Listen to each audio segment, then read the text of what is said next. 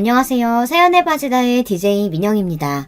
오늘 사연자는 사람이 돈 때문에 얼마나 사악해질 수 있는지를 뼈저리게 느낀 사건이 있었다는데요. 과연 어떤 사연인지 들어볼게요. 오늘도 두 가지 사연 준비되어 있는데요. 끝까지 들어주실 거죠? 그럼 오늘의 사연 바로 시작할게요. 안녕하세요.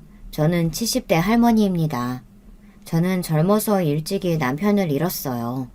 첫째 아들이 이제 막 걸음마를 시작하고 둘째 아들은 태어난 지 100일도 되지 않았을 때였는데 남편이 평소 앓고 있던 심장질환으로 죽어버렸습니다. 믿고 의지했던 남편이 하루아침에 죽어버렸다는 슬픔도 잠시 정말 앞이 막막하더군요. 남편은 형제가 많은 집 막내 아들이었어요. 당시에 시아버지는 이미 돌아가셔서 안 계셨고 시어머니는 치매로 큰 아주버님 댁에서 모시고 계셨죠. 저와 아이들을 도와줄 사람은 아무도 없었습니다. 제가 기댈 곳은 친정밖에 없었어요. 하지만 친정 부모님께서는 남편을 잃고 어린 손주를 둘이나 달고 온 딸을 반가워하지 않으셨습니다. 원래 어려서부터 그랬어요.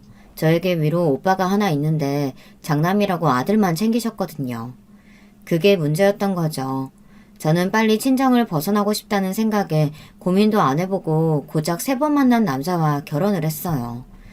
아버지가 동네에서 바둑 두다 알게 된 할아버지의 조카의 손주와 말이죠. 잘 알지도 못하는 남자와 식을 올리고 아들을 둘이나 낳았습니다. 그때까지도 남편이 어릴 때부터 앓던 심장질환이 있다는 건 꿈에도 몰랐어요. 평소에 자주 숨을 벅차하길래 그냥 운동 보적이다 정도로만 생각했죠. 그런데 남편이 갑자기 죽어버렸을 때 그제야 시댁 식구들이 다들 입을 모아 이야기하더군요. 원래 어릴 때부터 심장이 약했다고요. 상갓집에서 망연자실한 제 뒤에 앉아 끊임없이 술을 먹으며 그런 소리를 떠들어대는데 저도 모르게 손이 떨리더니 배신감이라는 게 들더군요. 아, 내가 속았구나 싶더라고요. 저는 그래도 누구도 원망하지 않기로 했습니다. 제 남편이 어떤 사람이었든 누구였든 저에게 눈에 넣어도 아프지 않을 두 아들을 남겨주었으니까요. 저는 살아야 했습니다. 사랑스러운 아들 둘을 키워야 했으니까요.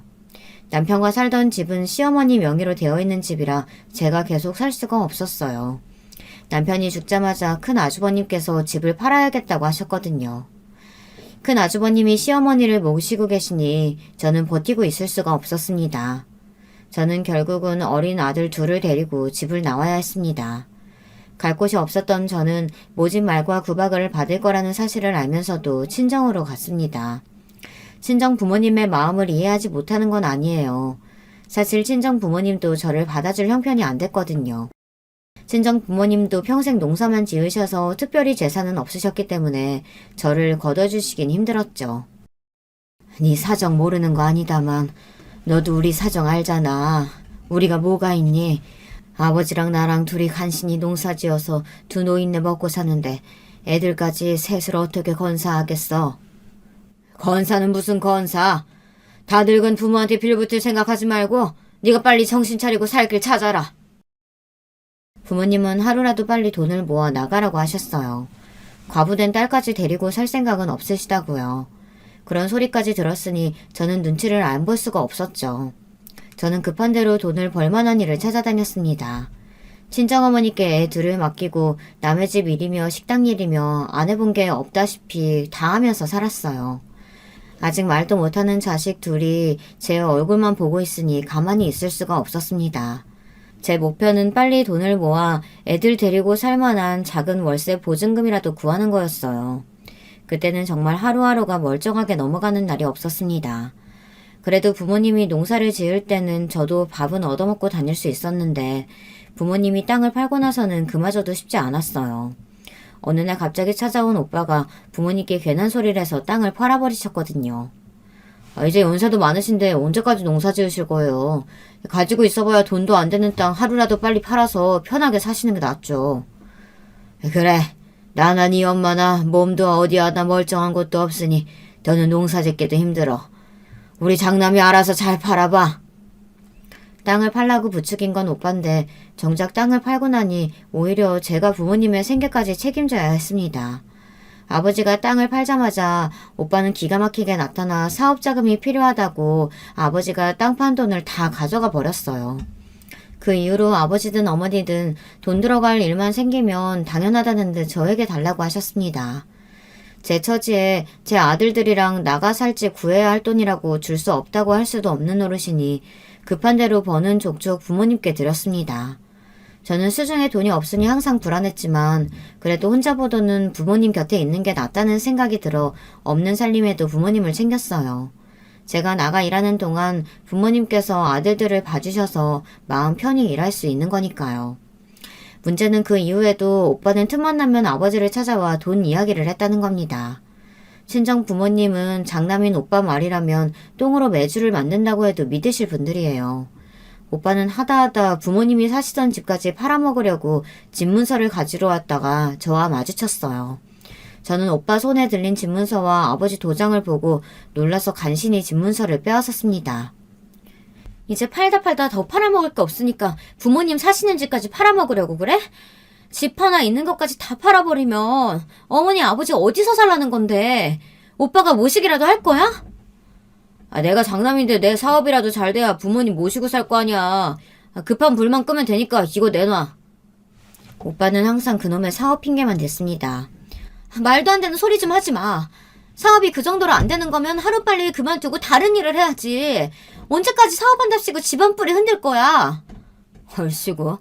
겨우 중학교도 못 나오니까 뭘 한다고 오빠한테 훈계질이야. 부모님은 내가 알아서 하니까 너는 신경 꺼. 오빠 때문에 부모님이 거리에 나앉게 생겼는데 내가 어떻게 가만히 있어? 오호라. 이제 보니까 내가 이 집 팔면 너랑 너희 새끼들 갈 데 없을까봐 그러는 거구나.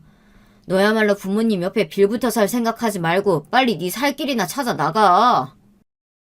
오빠는 막무가내였습니다. 하나뿐인 동생이 남편을 잃고 가부가 돼서 어린 조카들과 막막하게 살고 있는데도 전혀 신경이 쓰이질 않나 봅니다. 그때 알았죠. 세상에 믿을 놈 하나 없다는 걸요.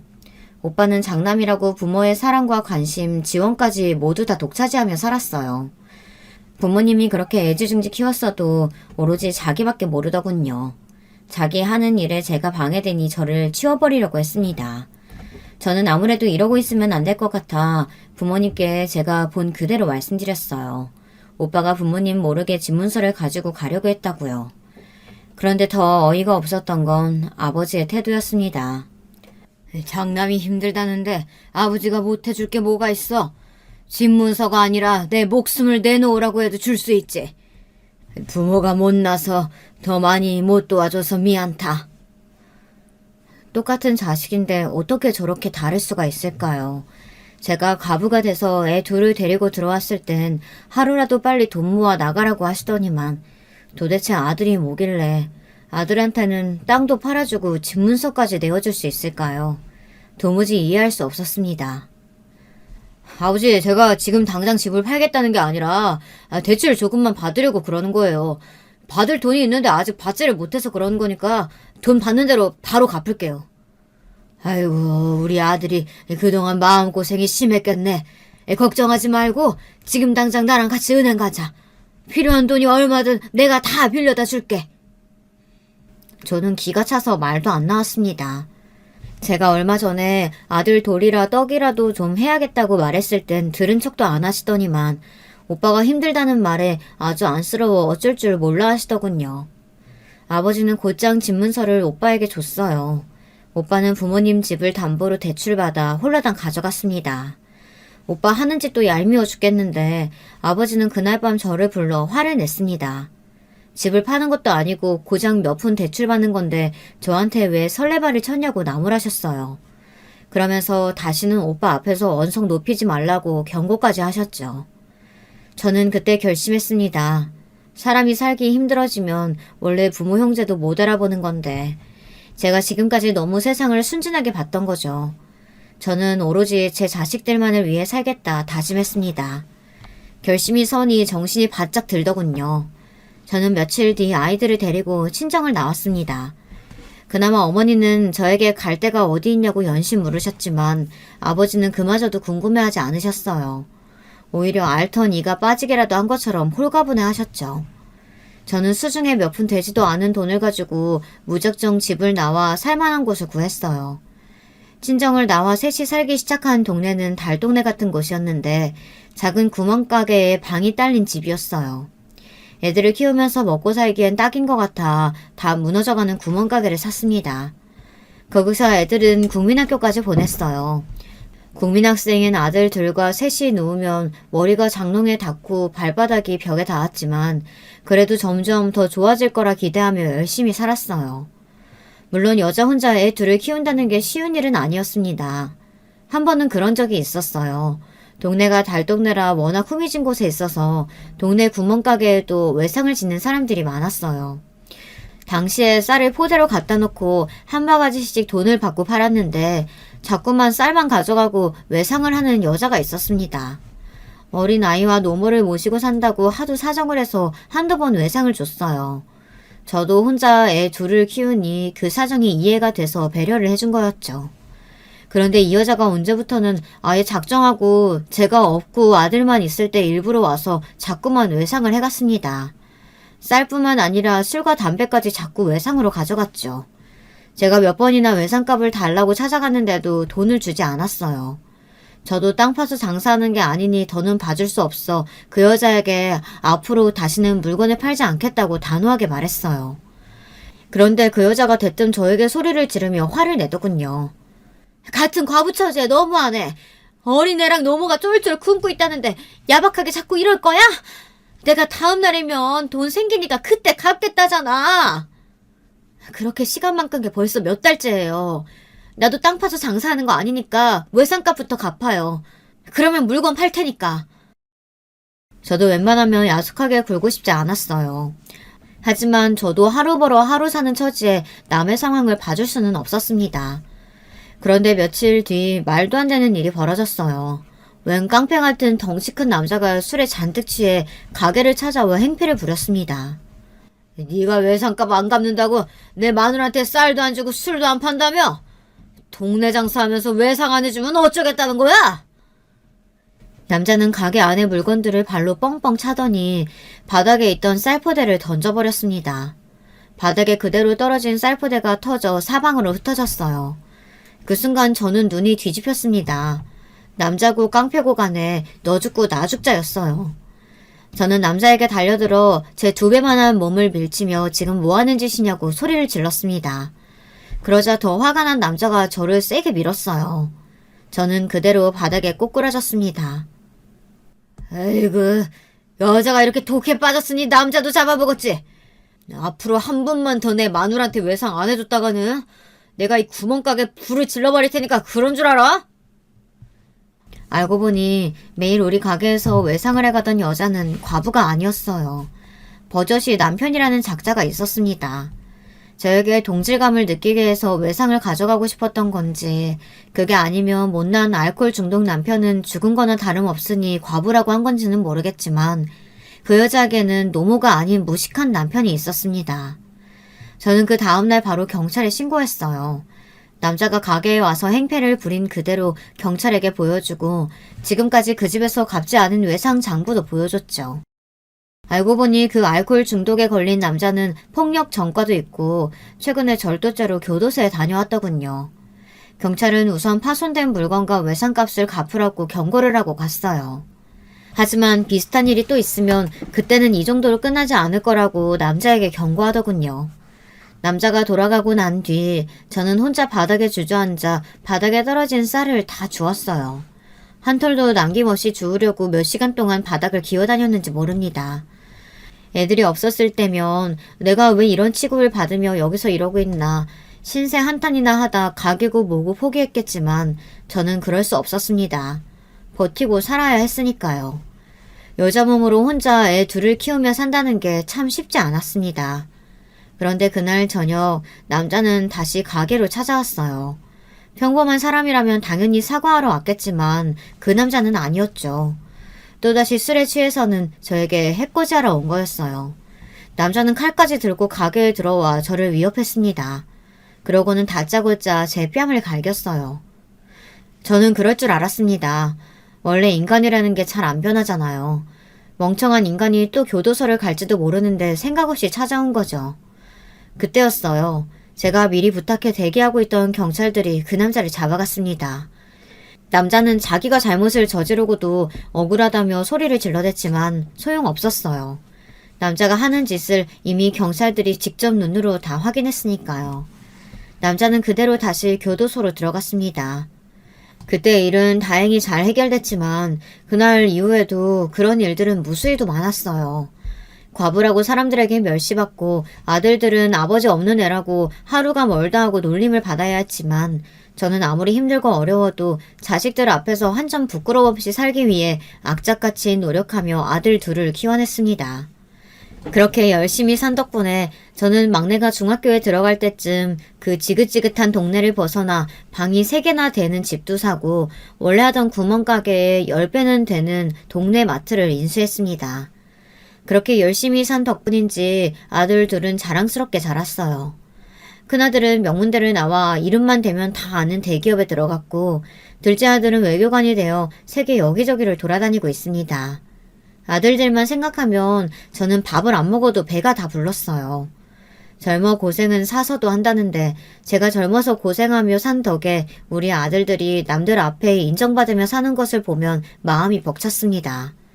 지금 죽어도 여한이 없다는 말이 딱 맞았어요. 그런데 이제 아무 걱정 없이 살면 되겠다 싶었던 순간에 또 새로운 고난이 찾아오더군요. 자식이라는 게 참 마음대로 되질 않아요. 이제 웬만해선 돈 걱정은 안 해도 되고 아들 둘 다 장성했으니 장가만 보내면 되겠다 싶었는데 큰아들이 결혼하겠다고 데려온 며느리감이 마음에 안 들었어요. 제 아들은 명문대도 나오고 대기업도 다니고 있는데 여자는 대학도 못 나오고 어디 보험회사인가 다니는 애를 데리고 왔더라고요. 거기다가 부모가 일찍 돌아가셔서 오빠랑 둘이서만 살았대요. 고아나 다름없는 거죠. 사실 저도 제가 이럴 줄은 몰랐는데 아들이 데려온 여자가 너무 마음에 안 드니 반대를 하게 되더군요.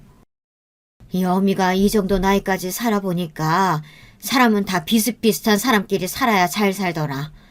괜히 안쓰럽고 불쌍하다고 동정하는 마음을 사랑이라고 착각하고 살면 나중에 후회하게 되어 있어. 엄마, 나도 어릴 때 아버지 돌아가시고 힘들게 살았잖아. 나는 뭐가 다르다고 그래요. 엄연히 다르지? 너는 네 엄마가 있잖아. 아버지 없는 애들이라는 소리 안 듣게 하려고 엄마가 혼자 얼마나 악착같이 버티면서 키웠는데. 봐라, 내가 너랑 네 동생을 얼마나 훌륭하게 키웠는지. 좋은 대학 나오고 남들이 알아주는 직장 다녀야만 훌륭한 거예요. 영자 씨도 오빠가 혼자 힘으로 훌륭하게 키워서 열심히 살고 있다고요. 엄마, 제발 조건만 보지 말고 영자 씨의 내면을 봐주세요. 아들은 뜻을 굽히지 않았어요. 그 여자가 아니면 평생 결혼도 안 하고 독신으로 늙어 죽겠다고 고집을 피웠죠. 세상에 자식이 계는 부모가 어디 있겠습니까? 저는 세상에서 제일 무서운 게 바로 자식들이에요. 비슷한 일을 전에도 한번 겪었던 적이 있거든요. 작은 아들이 하겠다는 일을 못하게 했다가 작은 아들하고도 등지고 살 뻔했어요. 작은 아들은 서울에서 대학을 다니다 다짜고짜 미국으로 유학을 가겠다고 선언하고 미국으로 가버렸습니다. 물론 본인이 능력이 있으니 선택한 길이었지만 어려서부터 단 한 번도 떼어놓은 적 없었던 자식이 하루아침에 그 머나먼 길을 간다고 하니 저는 너무 서운했습니다. 그래서 처음엔 허락해주지 못했어요. 아무리 자식이 원하는 길이어도 제가 사랑하는 아들들이 멀어지는 건 싫었거든요. 그때 이런저런 핑계를 대며 작은 아들을 잡았는데 아들은 제가 돈 때문에 그러는 줄 알고 마음 상해했습니다. 나도 혼자 그 먼 나라 가는 거 무섭고 겁나요. 근데 내가 태어나서 처음으로 하고 싶은 일이 생겨서 그러는 건데 이 정도도 못 도와주세요? 정 지원해주시기 힘드시면 제가 가서 일하면서 공부할게요. 제가 나가서 공부하고 와야 돌아와서도 엄마가 좋아하는 돈, 그 돈 많이 벌어들일 수 있어요.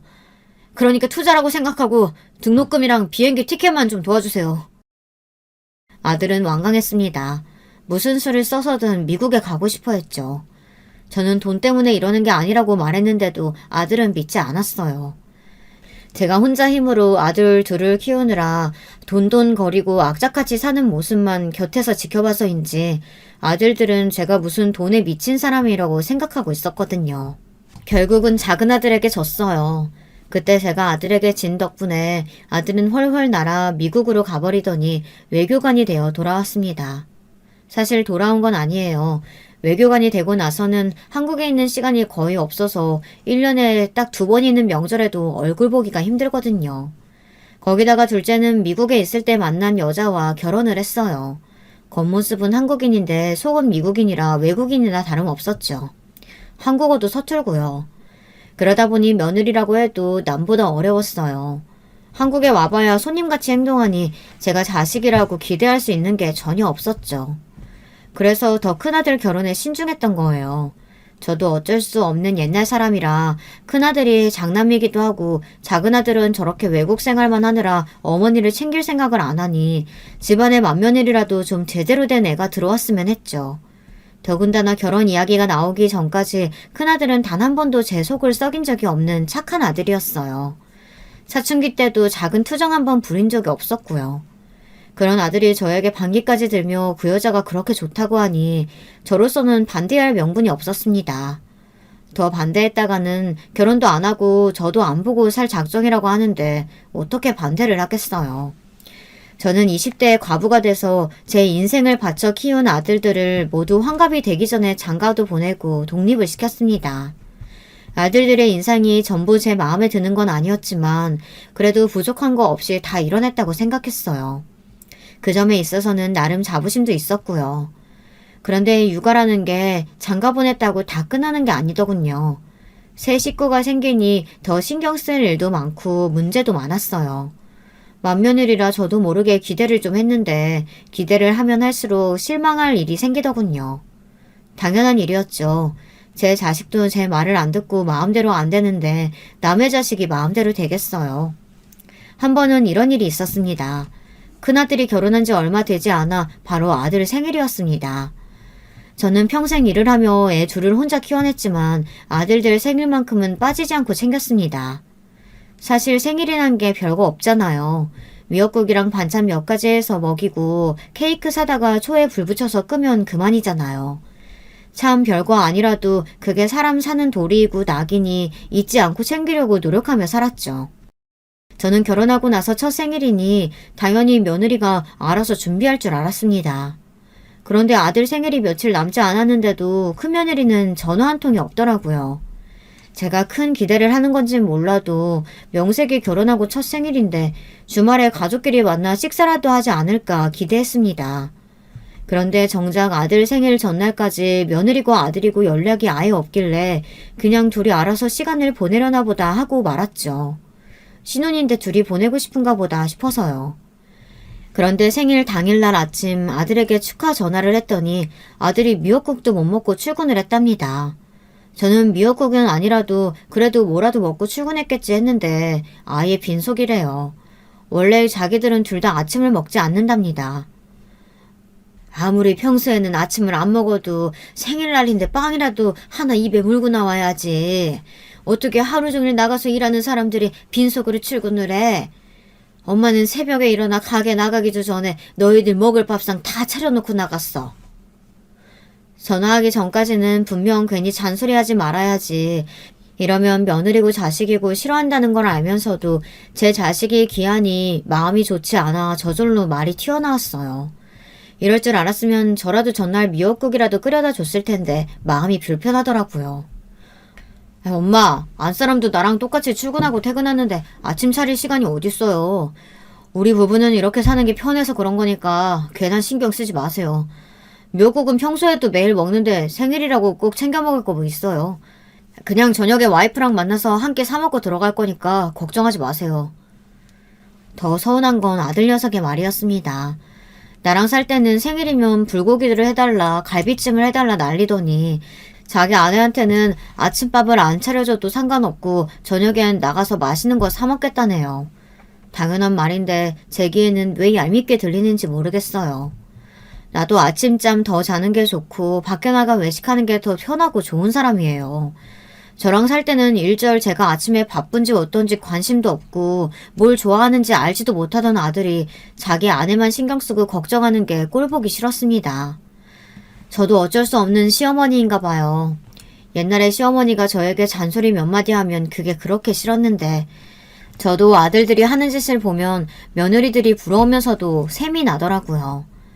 저는 아무래도 이러고 있다가는 큰아들 녀석이 생일에 미역국도 못 얻어먹을 것 같아 급하게 점심때 미역국을 끓였습니다. 아들놈이 좋아하는 굴을 잔뜩 넣고 굴 미역국을 끓였어요. 그러고는 곧장 가게를 직원들에게 맡기고 택시를 잡아타고 아들네 집에 갔습니다. 괜히 저녁 때 가면 애들 퇴근하고 둘이 시간 보내는데 방해하는 것 같아서 낮에 살짝 두고 오려고요. 당시에 애들 집이 회사 근처에 있는 작은 복도식 아파트였는데 엘리베이터에서부터 아들네 집 현관이 열린 게 보였어요. 저는 이 시간에 왜 집 문이 열려있나 싶어 놀라서 집에 달려갔습니다. 아들이고 며느리고 둘 다 일하러 갔을 시간이니까요. 그런데 제가 집 안에 들어갔다가 깜짝 놀랐어요. 글쎄 며느리가 거실에 대자로 누워서 자고 있더라고요. 오후 2시가 넘은 시간에 말이죠. 저는 기가 막혀서 며느리를 깨웠습니다. 요즘에는 상상도 할 수 없는 일이지만 옛날에는 여름이면 다들 현관문은 열어놓고 생활하긴 했어요. 에어컨이 집마다 있을 때가 아니다 보니 날씨가 너무 더우면 창문이고 문이고 다 열어놓고 살았죠. 활짝 열린 현관문이 문제가 아니라 집안 상태가 문제였습니다. 도무지 청소나 빨래를 하지 않는지 집안이 엉망이었어요. 그때 저를 보고 놀란 건 며느리도 마찬가지였습니다. 저는 끓여온 미역국을 가스레인지 위에 올려놓으면서 왜 이 시간에 집에 있냐고 물었어요. 출근했을 시간 아니냐고요. 보험일이라는 게 사무직처럼 사무실에 하루 종일 앉아있는 일이 아니어서요. 오늘은 일이 없어서 집에서 좀 쉬고 있었어요. 큰며느리는 보험일을 하다 보니 출근 시간이나 퇴근 시간이 대중이 없다네요. 그래서 낮에는 집에 있을 때도 많대요. 저는 몰랐습니다. 항상 큰아들에게 전화하면 큰며느리가 바쁘다고 하니 저는 그런 줄만 알았죠. 그래, 그럼 내가 괜히 왔구나. 나는 새아기 네가 바쁜 줄 알고 애 생일이라 굴 미역국 좀 끓여왔지. 며느리가 집에 있는 줄 알았으면 집까지는 안 왔을 텐데 저는 괜히 실수했다 싶어 급하게 미역국만 주고 가려고 했습니다. 그런데 제가 굴 미역국을 끓여왔다고 했더니만 큰며느리는 제가 끓여온 냄비 뚜껑을 열고 안을 확인하더니 코를 막으며 인상을 확 구겼어요. 굴 미역국이요? 저는 굴 안 먹는데. 그리고 저녁은 그이랑 나가서 먹기로 했어요. 아무리 갑자기 들이닥친 시어머니가 싫어도 그렇지 큰며느리는 얼굴에 싫은 내색이 역력했어요. 그러면서 냄비 뚜껑을 세게 닫아버리더군요. 그 모습을 보는데 저도 모르게 미간이 구겨졌습니다. 너는 싫어해도 우리 아들은 좋아해. 아무리 외식이 좋아도 그래도 애 생일인데 미역국이라도 자기가 좋아하는 걸로 먹여야지. 생일날까지 아내 눈치 봐야 하겠니? 너는 아내라는 애가 어쩜 그렇게 남편을 챙길 줄을 모르니? 저도 못된 시어머니 노릇은 하고 싶지 않았지만 며느리 하는 꼬락서리를 보니 저도 모르게 말이 툭툭 튀어나왔습니다. 제 아들은 아내 편하게 해주겠다고 평생 꼬박꼬박 먹던 아침밥도 안 먹고 출근하고 시어머니 앞에서 매번 며느리 편까지 들어주는데 며느리는 도대체 제 아들을 위해서 뭘 하는 건지 모르겠더군요. 음식은 물론이고 집안 꼬락서니를 보니 살림하고는 아예 담을 쌓고 사는 것 같더라고요. 부모님도 일찍 돌아가셔서 어려서부터 오빠랑 같이 살았다는 애가 어쩜 할 줄 아는 거라고는 저렇게 하나도 없나 싶더군요. 저는 큰며느리에게 하고 싶은 말이 굴뚝 같았지만 애써 더러운 집을 외면하고 가려던 참이었습니다. 그런데 그때 며느리가 혼자 쭝얼거리는데 저에게 들으라는 식으로 이야기하더군요. 아들이 그렇게 귀하고 제가 못 믿어오시면 장가 보내지 말고 그냥 끼고 사시지 그랬어요. 엄마 없는 사람 서러워서 살겠나. 뭐야? 새아기, 너 지금 뭐라 그랬니? 그게 시어머니 듣는 앞에서 할 소리니? 저는 10년도 훨씬 지난 일이지만 아직도 그날 일이 생생합니다. 큰며느리가 저를 쏘아보며 말대답했던 그 일을요. 가족이라도 서로 기분이 상하면 별의별 말 다 할 수도 있는 거지만 이제 막 결혼한 새아기가 시어머니가 하는 말이 좀 거슬린다고 말대꾸를 하는데 기분이 상하더군요. 이런 말 하고 싶지는 않았지만 이래서 가정교육이 중요하다는 말을 하는 거구나 싶었죠.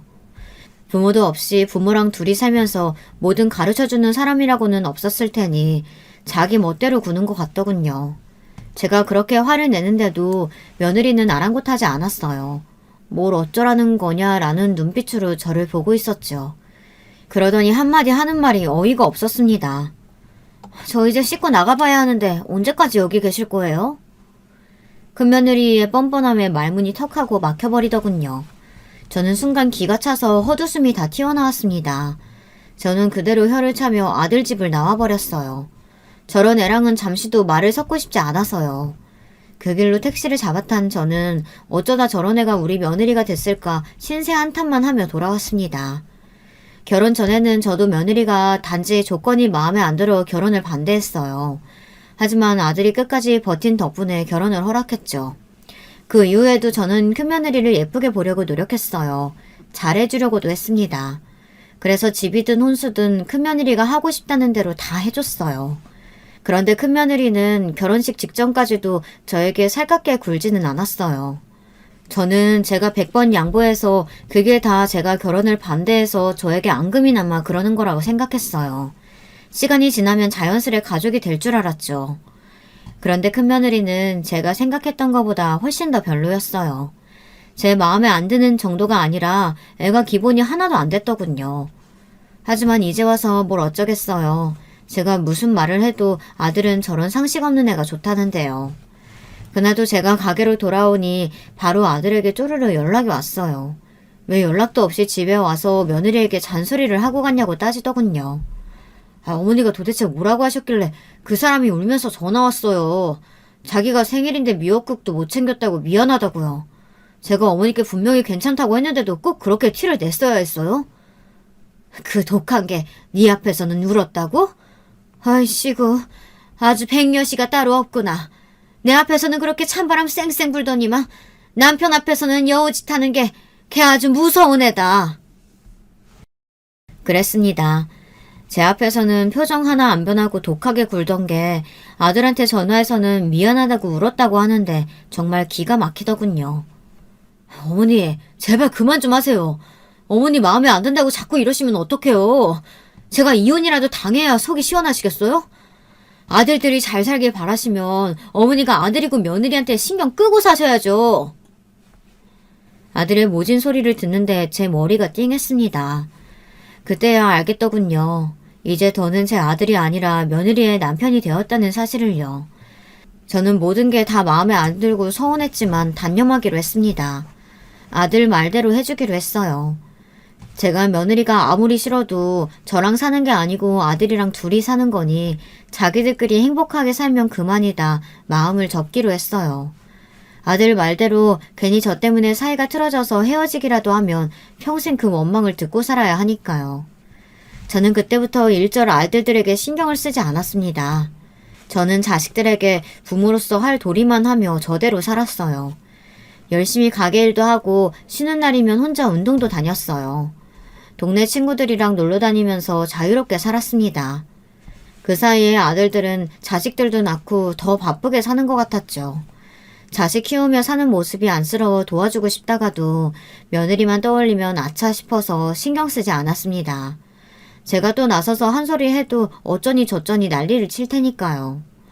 그러던 중 도저히 제가 참견하지 않을 수 없는 일이 생겼습니다. 어느 날 갑자기 큰아들에게서 연락이 왔는데 저더러 큰며느리가 들라고 한 보험을 다 들었냐고 하더군요. 그래서 저는 몇 가지 들었다고 했어요. 사실 큰며느리가 다른 건 몰라도 일 하나는 잘해요. 부모님 일찍 돌아가시고 큰며느리 오빠가 먼저 보험회사에 다니면서 동생을 키웠는데 큰며느리도 성인이 되면서 자연스레 바로 오빠를 따라 같이 보험을 팔기 시작했다더라고요. 큰며느리는 20대 초반부터 보험을 했기 때문에 경력이 오래됐어요. 큰며느리도 그렇고 큰며느리 오빠도 둘 다 보험왕도 여러 번 했다고 하더라고요. 그랬으니 저도 큰며느리에게 보험을 여러 개 들었어요.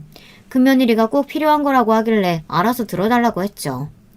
덕분에 저도 병원에 가면 병원비도 거의 다 받을 수 있어서 잘했다고 만족하고 있었어요. 그래서 주변 아는 사람 여러 댁에 며느리를 소개했고요. 그런데 제 말에 아들이 갑자기 버럭 소리를 지르며 혹시 주변에 아는 사람들도 소개해줬냐고 묻더군요. 그래서 주변에 며느리가 보험한다고 이야기는 했다고 했습니다.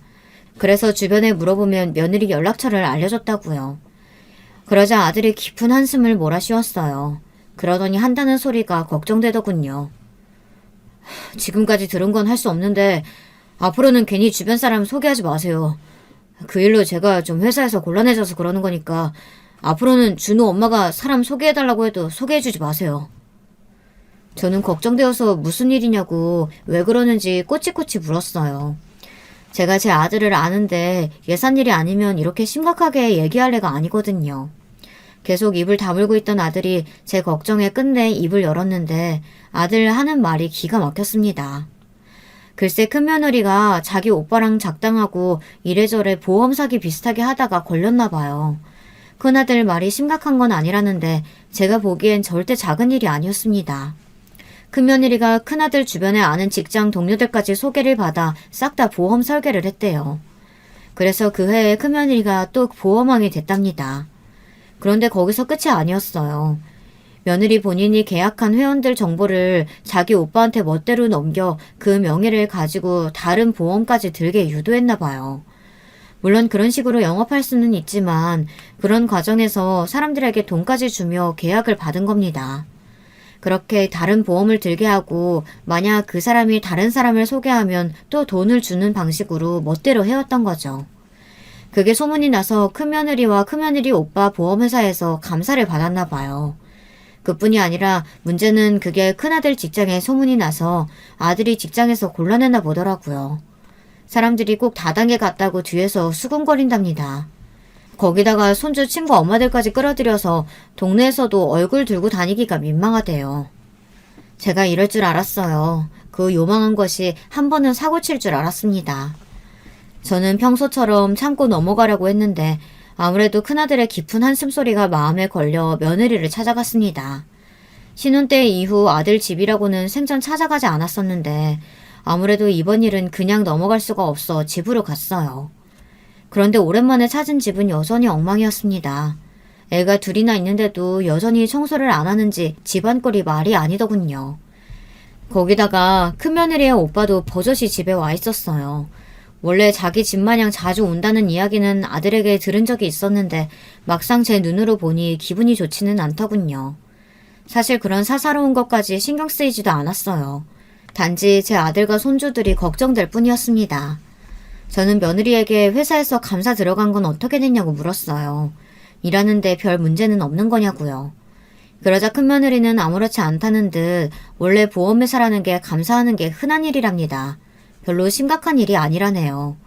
저는 며느리의 태도가 마음에 들지 않아 마음을 가다듬고 최대한 차분하게 말했습니다. 아무리 돈 버는 것도 좋지만 사람이 주변에 민폐 끼치고 나가서 사회생활 하는 사람 곤란하게 하면 안 되는 거지. 어떻게 남편 직장 사람들한테까지 그런 짓을 해? 어머님이 무슨 소리를 듣고 오셨는지 몰라도 원래 영업하는 사람들은 다들 그렇게 하는 거예요. 그렇게라도 하니까 보험왕도 하면서 애들 키우는 거죠. 우리 아들이 능력 없어서 애들 굶기는 것도 아닌데 너무 그렇게 악착같이 하지 마. 너도 이제 나이가 있는데 보험은 소일거리로 하면서 집에서 애들 챙기고 살림 열심히 해야지. 그게 돈 버는 거야. 저도 하고 싶은 말은 굴뚝 같았지만 애써 참고 좋게 말한 겁니다. 그런데 그때였어요. 옆에 있던 큰며느리 오빠가 불쑥 말을 끼어들었습니다. 사돈 어르신이 뭘 몰라서 하시는 말씀인데 어르신 아들만 돈 잘 버는 거 아니에요. 준호 엄마도 최선을 다해서 이 자리까지 온 건데 그렇게 멋대로 이래라 저래라 하시면 안 되죠. 시어머니라고 해준 것도 없으면서. 순간 저는 제 두 귀를 의심했습니다. 잘못 들은 건 줄 알았어요. 저는 기가 막혀서 헛웃음이 다 나왔습니다. 말씀 참 이상하게 하시네요. 제가 언제 준호 엄마 일하지 말고 집에서 눌러 앉으라고 했습니까? 그리고 말이 나와서 말인데 남편이고 자식이 주변 사람들한테 다단계 소리까지 듣는데 그런 일에서 돈 많이 벌어봐야 그게 다 무슨 소용이에요. 사돈 어르신도 혼자 아들 키우셨다면서 세상을 너무 모르시네. 먹고 살려면 다단계든 뭐든 원래 뭐든지 해서 먹고 사는 겁니다. 직업에는 원래 귀천이 없어요. 형님, 지금 저희 어머니께 뭐 하시는 겁니까? 왜 언성을 높이고 그러세요? 그때였습니다. 마침 퇴근하고 돌아온 아들이 집에 들어오다가 상황을 보고 놀라서 제 앞을 가로막고 섰어요. 매제, 내가 못할 소리 했나? 사돈 어르신이 잘 알지도 못하면서 툭하면 내 동생 시집살이 시키는데 나도 가만히 못 있겠네. 내 동생이 뭘 해서 먹고 살든 말든 도대체 무슨 상관이냐고. 그렇게 아들이 걱정되면 돈이나 좀 펑펑 주든지. 형님, 그만하세요. 아무리 뭘 몰라도 할 말 못할 말 구분은 하셔야죠. 그만 돌아가세요. 뭐야? 내가 모르긴 뭘 몰라.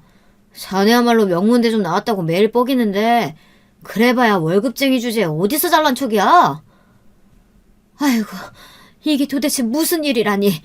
집안 꼴 잘 돌아간다. 저는 속이 상하다 못해 문드러져서 그대로 아들 집을 나와버렸어요. 도대체 어디서 저런 무식한 인간들이 내 아들 인생을 끼어들어서 이런 못 볼 꼴까지 봐야 하는 건지 모르겠습니다. 그날 이후 아들은 저에게 죄송하다고 전화가 왔어요. 며느리와 며느리 오빠와도 잘 풀었으니 걱정하지 말라고요.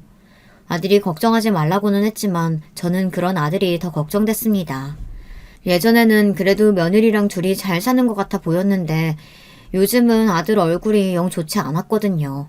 마음고생도 좀 하는 것 같고요. 그런데 며칠 뒤 웬일로 큰며느리한테 전화가 먼저 다 오더군요. 아무래도 며칠 전에 일이 마음에 걸렸는지 저에게 저녁을 다 대접하겠다네요. 그것도 밖에서 먹는 게 아니라 집에서 큰며느리가 저를 위해 상을 차리겠대요. 며느리가 저를 위해 밥을 차려준 게 우리 집에 시집 온 지 몇십 년 만에 처음 있는 일이었습니다. 저는 며느리만 생각하면 괘씸해서 다신 보고 싶지 않았지만 그래도 제 손주까지 낳고 제 아들과 산 세월이 있으니 어른으로서 너그럽게 이해하고 넘어가주자 싶어 그렇게 하겠다고 했습니다. 그런데 역시나 인간은 그렇게 쉽게 변하는 동물이 아니었어요. 어쩌면 큰며느리를 처음 봤을 때 어떻게든 아들과의 결혼을 뜯어 말렸어야 했습니다. 큰며느리는 제가 생각한 것보다 훨씬 더 악랄한 년이었어요. 제가 아들네 도착했을 때 깜빡 속을 뻔한 게 상다리가 부러지게 상을 차렸더군요. 제가 좋아하는 전복죽부터 생일도 아닌데 잡채에 갈비찜까지 화려하게도 차려놨더라고요. 저는 놀라서 무슨 날이냐고 뭘 이렇게 고생했냐고 했습니다. 그러자 가소로운 며느리년이 입까지 가리며 웃으며 부끄러워하더군요. 생각해보니 제가 지금껏 어머니한테 매일 밥상을 받아보기만 했지 해드린 적은 한 번도 없더라고요. 지난번에 어머님 댁에 갔을 때 잘못한 것도 사과드릴 겸 신경 좀 써봤어요. 어때요? 마음에 드세요? 마음에 든다마다 우리 큰며느리가 이렇게 솜씨가 좋은 줄은 내가 십몇 년 만에 처음 알았네. 시작은 좋았습니다. 그때까지만 해도 큰며느리가 저에게 진심으로 사과를 하고 앞으로 잘 지내보겠다고 이런 자리를 마련했나 보다 했죠. 그런데 잠시 뒤 믿기지 않는 일이 벌어졌습니다. 식사를 막 하려던 차에 큰며느리가 갑자기 자리에서 벌떡 일어나더니 제가 좋아하는 매생이국도 끓였다며 금방 가지고 오겠다고 주방으로 후다닥 들어갔어요. 그쯤 되니 큰며느리가 뭘 잘못 먹어서 저러나 이제는 걱정될 지경이었습니다.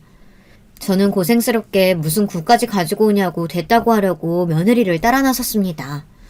그런데 웬걸 국을 가지고 온다던 며느리는 제가 뒤따라온 줄도 모르고 국을 담은 그릇에 뭔가를 집어넣으며 누군가와 통화를 하고 있더군요. 그런데 그 내용이 아주 소름 끼쳤어요. 이것만 넣으면 저 할망구 사망보험금 10억은 우리 거라는 거지? 순간 가슴이 팔짝팔짝 뛰고 손이 차가워지는데 느낌이 쎄하더군요. 저는 며느리가 저를 보기 전에 후다닥 주방을 나와 자리에 앉았습니다.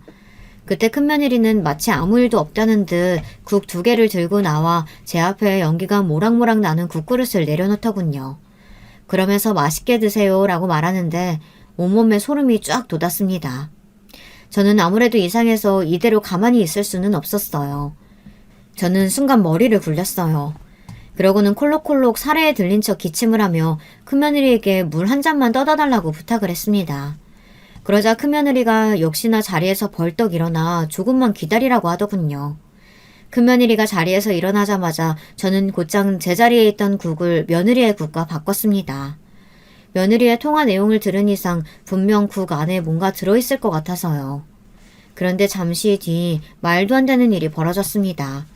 식사하던 며느리가 갑자기 헛구역질을 하기 시작하더니 입에서 거품이 부글부글 끓어오르기 시작했어요. 그러더니 몸을 벌벌 떨면서 뒤로 쿵 소리를 내며 넘어져 버렸습니다.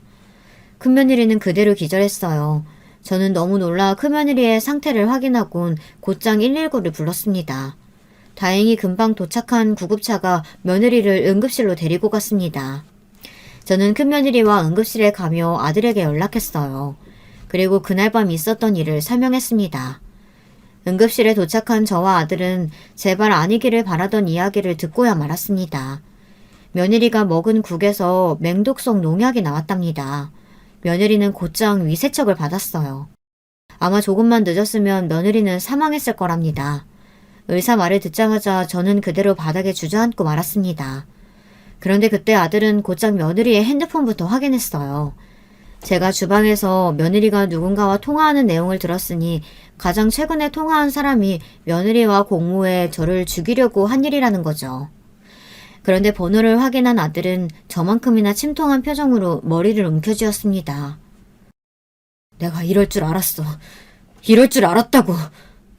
그게 무슨 소리야? 누군데 그래? 제 말에 순간 눈물을 왈칵 쏟은 아들은 갑자기 제 앞에 무릎을 꿇고 앉았습니다. 어머니, 죄송해요. 이게 다 제 잘못이에요.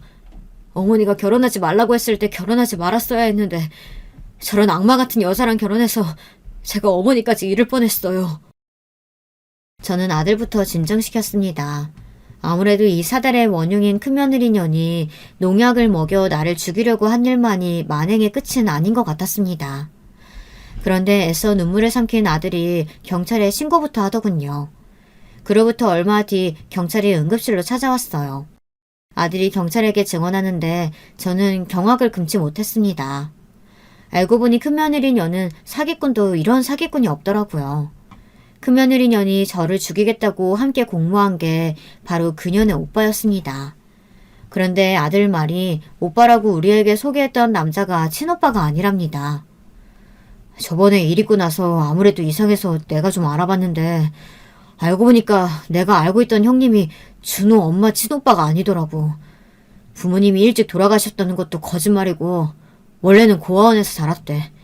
그 오빠라는 사람도 고아원에서 같이 자랐던 남자고. 세상에 어떻게 이런 일이 있을 수 있을까요? 그러니까 큰며느리는 애초에 결혼할 때부터 저와 아들을 속인 거였어요. 아들이 아무래도 아내와 그 오빠라는 놈이 이상해서 사람을 시켜 뒤를 캤는데 큰며느리와 그 오빠라는 남자는 고아원에서 나가면서부터 둘이 내내 살았답니다. 그러면서 친오빠라고 속이고 결혼까지 하고 지금까지 제 아들의 형님 행세까지 한 거죠. 거기다가 저와 아들에게 이것저것 보험까지 가입하게 하더니만 이제는 두 년놈이 작정하고 저를 죽이려고 한 거예요. 제 생명보험을 노리고요. 저는 순간 온몸에 털이란 털이 다 서는 경험을 했습니다. 정말 너무 무서워서 몸서리까지 쳤어요. 만약 오늘 제가 통화를 듣지 못해서 아무것도 모른 채 매생이국을 먹었다면 저는 그대로 죽었을 거예요. 그리고 전 연놈이 제 아들에게까지 농약을 먹여 죽이려고 할지도 모를 일이었죠. 며느리녀는 깨어나자마자 곧장 검찰 조사를 받았어요. 그 오빠라고 우기던 동거남과 함께 말이죠. 더 충격인 건 그 연놈들이 제 아들 모르게 아들 명의로 생명보험을 2개나 더 들어놨더군요. 거기다가 손주들 보험까지 여러 개 들어놨어요. 그 년놈들이 더 징그러운 게 자기들의 잘못을 인정하지 않는다는 겁니다. 양심도 없는 연놈들이 절대 나쁜 의도를 가지고 보험에 든 게 아니라고 우겼지만 저는 믿을 수가 없었습니다. 문제는 며느리년이 자기가 탄 농약을 자기가 먹어버리는 바람에 형이 길지 않을 것 같다고 하더군요. 잘하면 벌금형 정도로 끝날 수 있고요. 그쯤 되니 차라리 내가 그 농약을 먹었어야 하나라는 생각까지 들었습니다. 응급실 사건이 있은 지 벌써 반년이 넘었어요. 답답하게도 아직 사건이 다 해결되지는 않았어요. 계속 소송은 진행 중이고 아들과 큰며느리 연애 이혼 소송도 진행 중입니다. 아직 막내 손주가 미성년자라 양육권 소송까지 하고 있거든요. 소송이 길어지니 아들도 지치고 저도 답답할 때가 있지만 그래도 저는 포기하지 않을 겁니다. 제가 지금까지 어떻게 살아왔는데 그런 나쁜 연놈들 정도 상대하지 못하겠어요. 그런 거지 같은 것들은 벌받아 마땅하죠. 여러분들께서 저에게 포기하지 말라고 끝까지 싸워서 이기라고 용기를 좀 주세요. 힘이 되는 댓글 많이 남겨주시면 제가 하나하나 다 확인하고 끝까지 포기하지 않겠습니다. 끝까지 저의 이야기 들어주셔서 감사합니다. 여러분들께는 항상 즐거운 일만 가득하시길 바랄게요.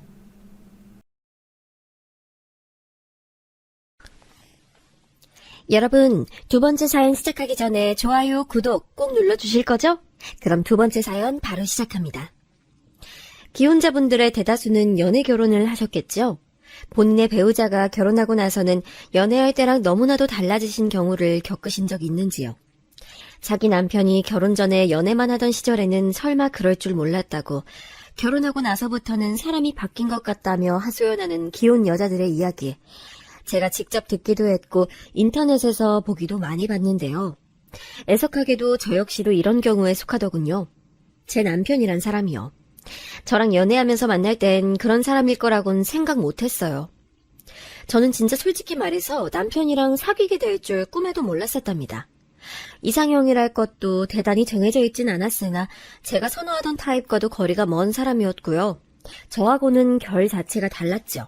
당시에 저라는 사람은 안 그러려고 애를 쓰지만 어쩔 수 없이 얼굴에서부터 소심이 답답이라는 성격이 드러나는 사람이었네요. 저는 남편이 먼저 호감을 표현해주고 나서야 내가 이 사람을 마음에 들어 하고 있구나 이런 생각이 정리가 됐었어요. 왜냐하면 제가 자존감이라는 게 무척이나 낮은 여자였기 때문이에요. 누가 나를 좋아한다고? 그게 진심일까? 일시적인 건 아닐까? 진심으로 나를 좋아하는 게 맞다면 상대에게도 뭔가 하자가 있는 게 아닐까? 이런 의구심이 자꾸만 머릿속에 들었기 때문에 행동에도 제약이 걸렸죠. 이런 건 제가 태어나고 자라온 환경이 저를 이렇게 만든 듯 싶네요. 혹시 여러분의 주변에 답답하게 굴고 자꾸 의심하려 드는 존재가 있다면 아마도 저 같은 유형일 가능성이 크네요. 자존감이 낮아서 그래요. 자기 스스로 전혀 대단하지 못한 사람이라고 생각하며 살기 때문이죠. 그런데 남편은 말이죠. 저랑 사귀게 된 후에 저라는 사람을 있는 그대로 받아들여줬어요. 소심하고 달변가와는 거리가 먼지라 곧바로 할 말을 못하고 마음속에서만 빙 돌고 있는 저를 발견하고서는 이렇게 말해줬었죠. 너는 참 매사에 신중한 것 같아. 이런 사람은 덤벙대지 않고 실수를 잘 안 하더라. 그러니까 너만이 가진 장점이라고 할 수 있지. 뭐? 장점이라고? 나한테 장점이라는 게 있다니. 그것도 내 답답한 면을 장점이라고 얘기해주다니. 오빠, 나 지금 기분이 너무 이상하고 낯설다. 뭘 그렇게 당황하고 그래. 나는 느낀 그대로 말해주는 것뿐인데. 세상 모든 사람이 어떻게 자기 생각을 시원하게 표현하고 살 수 있겠어. 이런 사람 저런 사람 다 있는 거지. 너도 여러 가지 유형들 중에 하나일 뿐이야. 너무 어깨 축 처져 있지 마. 알고 보면 네가 장점이 많은 사람이야. 조금 부끄럽게도 제가 평생에 그런 말을 들은 것은 그때가 처음이었기에 마음이 마구 흔들렸답니다. 저 스스로 창피해하는 면모를 누군가 좋게 봐주니까 마음이란 게 속절없이 열리고 말았죠. 제가 남편하고 사귀게 될 줄 상상 못했었다고 했잖아요. 그런데 그것보다 더 상상 못했고 꿈에서조차 생각 못해본 게 바로 남편과의 결혼이었어요. 우리 처음 사귀기로 했던 때보다 너 진짜 다른 사람처럼 달라진 거 알아? 내가 너를 변화시켰구나 싶어. 너를 이렇게 발전시킨 내가 진짜 신기하고 대단한 것 같네. 남편은 저랑 있으면 자기가 대단한 남자가 된 기분이라 고취감이 든다고도 했었네요. 그렇게 보자면 서로에게 긍정적으로 영향을 끼쳤던 것 같아요. 당시에 남편은 계약직으로 직장을 다니고 있었는데요. 안타깝게도 재계약에는 실패했고 남편은 이것에 커다란 충격을 입었습니다. 내가 이대로 끝이라니. 분명히 재계약 될 거라고, 보나마나 성공일 거라고 다들 나한테 그랬었는데 난 그래서 의심도 하지 않았어. 내년에도 지금의 일을 계속하고 있을 거란데 의심을 하지 않았단 말이야. 그런데 지금 이게 뭐야. 진짜 자존심이라는 게 박살난 것 같다. 오빠, 너무 그렇게 좌절할 거 없어. 세상에 어디 일자리가 거기만 있어? 재계약, 나도 오빠 말 듣고서 무조건 될 거라고 생각했었기 때문에 이런 소식이 당황스럽긴 하지만 냉정하게 따져보자면 될 거라는 확률이 100%는 아니었잖아. 어쩔 수 없었던 일이라고 생각하고 이제 그만 털고 일어나자. 오빠라면 더 좋은 직장 잡을 수 있을 거야. 그렇겠지? 나 김사훈이가 보란듯이 더 성공을 거두려고 이런 시련이 온 거겠지?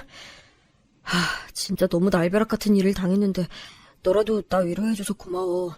너 없었으면 내가 많이 힘들었을 거야. 남편은 제가 건넨 위로에 받았던 충격을 떨치고 그 직장에서의 생활을 덤덤하게 마무리 지을 각오를 다질 수 있었는데요. 근무 마지막 날에 충격적인 전말이 밝혀지고 말았어요. 알고 보니까 남편이 재계약 못할 것이라는 것을 그 동료들은 다 눈치채고 있었다네요. 그럼에도 남편을 더 나락으로 떨어뜨리려고, 놀려먹으려고, 좌절에 빠뜨리려고 일부러 재계약 무조건 된다. 이미 재계약 확정이나 다름없다. 이렇게 바람을 넣어왔던 것입니다. 근무 종료 날에 한 사람이 남편에게 몰래 다가오더니 착잡한 표정으로 그런 얘기를 전해줬다네요. 사실은 남편 빼고 다 한통속이었단 무서운 얘기를요. 지난 2달간 일부러 남편에게 헛바람 넣으면서 재계약 이미 확정이니까 한턱 쏘라면서 남편에게 커피값이며 고깃집 비용을 뜯어냈던 것이죠. 재계약 될 줄로만 믿고 어깨에 힘주고 다니는 남편을 보면서 다들 속으로 즐겁게 비웃고 있었다는 그 전말. 저 역시 남편에게 전해 들으면서 온몸에 불쾌한 소름이 돋아났어요. 인생에서 그런 부류는 결코 만나지 않는 게 상책이에요. 남의 상처에 신경 안 쓰고 괴로워하는 모습을 보면서 그걸로 자기가 더 우월하다는 것을 느끼는 못된 부류들이 있죠. 남편은 직장에서 그런 부류를 만나 철저히 농락당한 것이었습니다. 사람에 대한 신뢰가 바닥을 쳤고 나 이번 일로 진짜 남자로서 자존심에 금이 가버렸다. 회복이 될지 모르겠다. 나 이제 어떻게 사회생활이라는 걸 다시 할 수 있을까? 설마 내가 이렇게 우스운 꼴을 당할 줄이야. 남편은 눈물을 글썽이며 허망한 표정을 짓고 있었죠. 모든 여자분들이 그렇진 않겠지만 대체로 여자들에겐 이성을 향한 모성애를 느끼게 되는 그런 것이 내재되어 있대요. 저도 그랬나 봐요. 그 순간에 저는 이 남자가 너무 안쓰럽고 안타깝게 여겨졌고 제가 보듬어주고만 싶어졌어요. 그간 사귀면서 느껴온 애정과는 살짝 종류가 다른 기분이었죠. 왠지 모를 측은지심에서 피어오르는 애틋함이라고나 할까요? 그런 게 느껴지더라고요. 너 솔직히 속으로 나 우습게 보고 있지? 꼴이 비참하게 됐다면서 나 비웃고 있지? 뭐라고? 절대 아니야, 오빠. 난 그렇게 생각한 적 없어. 힘들면 울어도 되고 무너져도 돼. 사람 인생이라는 게 어떻게 탄탄대로만 앞에 놓여있을 수 있겠어. 가끔은 비포장도로도 나오고 진흙길도 만나고 그러는 거지. 오빠는 지금의 구간만 버텨내면 다시 좋은 길 만날 수 있을 거야. 너무 좌절하지 말고 힘냈으면 좋겠어. 저의 진심 어린 위로에 남편 눈물을 떨어져줬어요. 나중에 들었는데 남편이 잔 생각이 처음 들었던 순간이 바로 이때였대요. 저는 이 순간에 남편을 향해 모성애 같은 게 들었었는데 안 좋았던 일로 인해 오히려 저희 두 사람에게 진지한 결속이 생겨버린 셈이었네요. 남편은 자기의 처지를 감싸 안아주는 제 태도에 감동했었다는데요. 사실 저는 남편처럼 똑같은 경우를 겪어본 건 아니었으나 그런 식의 무례한 흡을 받아본 적이 있었기에 남편의 심경에 깊은 공감을 할 수 있었던 거였죠. 부담 가지지 말고 다시 좋은 일자리 얻는 것에만 집중하라고 말을 해줬습니다. 어차피 결혼에 대한 큰 기대도 없었고요. 왜냐하면 저는 연애 도중에 이미 시어머니를 뵌 적이 있었어요. 제가 초장부터 강렬히 느꼈던 것은 시어머니께서는 소위 아들 유세라는 게 있으신 분이라는 거였죠. 우리 아들, 귀한 아들이라는 호칭을 꼭 입에 달고 사셨고요. 저에 비해서 확연히 기가 강해 보이셨기 때문에 존재감도 강렬했습니다. 저에게 직설적인 질문도 초장부터 바로 날리셨던 분이고요. 어디 사냐, 무슨 일 하냐, 부모님 뭐 하시냐 이런 걸 물어보시는 동안 표정에서는 영 탐탁지 않다는 기색이 역력하셨죠. 남편 몰래 저에게 이런 말씀을 조용히 남기시기도 했고요. 그래, 사귀는 건 그래 사귈 수 있지. 어디 한번 잘 만나봐라. 대신 결혼까지는 꿈도 꾸지 말고. 네가 생김새가 침착해 보이는 게 자기 본수는 알게 생겼구나. 그러니 내가 믿으마. 지금 내가 무슨 소리를 하고 있는지 충분히 알아들었겠지? 그러면서 제 어깨를 손으로 꽉 움켜잡으셨어요. 하마터면 악하고 비명을 지를 뻔했었네요. 이런 경험이 있던 저였으니 남편하고의 결혼이요. 염두에 두고 있지 않았어요. 저에게 청혼할 거라느니 어쩌느니 하는 소리를 들으면서도 씁쓸한 웃음이 지어질 뿐 큰 감흥은 들지 않았었네요. 그런데 사람 일이라는 게 돌아가는 모양새가 참 희한한 것 같아요. 나중에 안 거지만 저의 시큰둥한 반응에 되려 남편은 저랑 결혼을 꼭 해야겠다는 다짐을 했대요. 어라? 이 여자가 완전히 내 건 줄 알았고 완전히 넘어온 줄 알았는데 내가 재계약 실패해서 좌절한 거 보고도 나를 버리긴커녕 안아주길래 나 없이 못 사는 여자인 줄로만 알았다고. 나한테 영혼까지 푹 빠진 줄 알았는데 이게 뭐지? 일부러 튕기는 건가 했더니 그것도 아니고 진심으로 나한테 안 매달리려고 하는 거네. 어쭈 그래? 이거 뭐지? 지금 내가 더 좋아한다 쪽이라 이거야? 남자의 승부욕을 마구 자극해대네. 이런 생각들을 이어가면서 저와의 결혼을 열심히 실현시켜 나갔던 거예요. 사실 그전까지는 남편이 저랑 결혼하고 싶다고 말을 했던 것에는 반쯤 허세가 섞여 있었죠. 그냥 멋진 멘트를 날리고 싶었던 거였으니까요. 그런데 제가 결혼에 대해 소극적으로 반응하자 그게 남자의 뭔가를 건드리고 말았다네요. 남자분들, 이런 심리가 뭔지 정확히 아신다면 댓글에 남겨주신다면 고맙겠어요. 제가 꼭 찾아볼게요. 아무튼 남편은 염원하던 성공적인 재취업을 이뤄냈고 저와의 결혼을 추진했어요. 그쯤 되자 저도 결혼은 어렵다고 자세를 취하기가 어려워져서 에라이 모르겠다 하고서는 남편의 청혼에 적극적으로 수락하고 말았네요. 그래, 비록 내가 일찌감치 환영받지 못하는 존재로 찍혔는데다가 행복한 결혼 생활이나 단란한 가정을 꾸린다는 것, 좋은 부모가 된다는 것에는 자신이 없는 사람이지만 나의 답답한 면모를 장점이라 말해주고 늘 열린 시각으로 세상을 바라보는 남자잖아. 이런 남자와 함께 할 수 있다면 내가 역경 정도는 헤쳐나가야 하는 거 아닐까? 자신감을 가지고 부딪혀보자. 하지만 펼쳐진 가시밭길은 제가 각오했던 것 이상이었죠. 남편이 저랑 결혼하겠다고 선언했을 때 시아버지께서는 그저 떨떠름한 기색을 비치신 것이 다였으나 시어머니께서는 갑자기 눈을 질끈 감으시더니 손으로 뒷목을 잡으며 옆으로 풀썩 쓰러지셨어요. 제가 얼마나 당혹스러웠는지 몰라요. 그런데 그걸 보고도 남편은 저랑 결혼하겠다고 밀어붙였으니 허락을 계속 안 하실 순 없을 노릇이었을 테지요. 남편에게는 누나가 있는데요. 제 시누이 되는 사람이 그때 거의 발작을 하면서 이렇게 덜 떨어진 여자가 왜 자기 올케로 들어오냐며 따졌어요. 제가 알기로는 남매 사이가 대면대면해서 전혀 안 친했던 것으로 아는데 자기 동생이 결혼하겠다고 하니까 갑자기 없던 남매애가 솟아난 모양이었죠. 저는 항상 눈치만 살피며 고개 숙이고 있었고요. 제가 저 자세로 나간 이유라면 소심하고 유약했던 성정 탓뿐만 아니라 집안 배경에 자신감이 없었기 때문이었을 거예요. 단지 내세울 것 없고 별 볼 일 없는 집안에 그치는 게 아니고 제가 친정 식구들하고 워낙 안 가까웠기 때문에 이런 일을 겪을 때 제 편을 들어줄 가족이 없어서 기가 죽었죠. 저 어렸을 때부터 사이가 나쁘셨던 부모님, 가출을 반복하며 집안 살림 거덜낸 오빠, 마찬가지로 사고쳐대면서 집에 붙어있는 꼴을 본 적 없던 언니, 다들 예나 지금이나 한결같이 서로에게 관심이나 애정이 없었어요. 천성들이 본래 그랬던 것인지 저를 제외하면 다들 정이 없는 성격들이었고요. 저만 집안에서 이단아였기 때문에 이런 저를 포용해준 남편에게 유독 끌렸으며 결혼을 하기로 한 이상 끝까지 밀고 나가겠다는 결심이 섰던 것 같네요.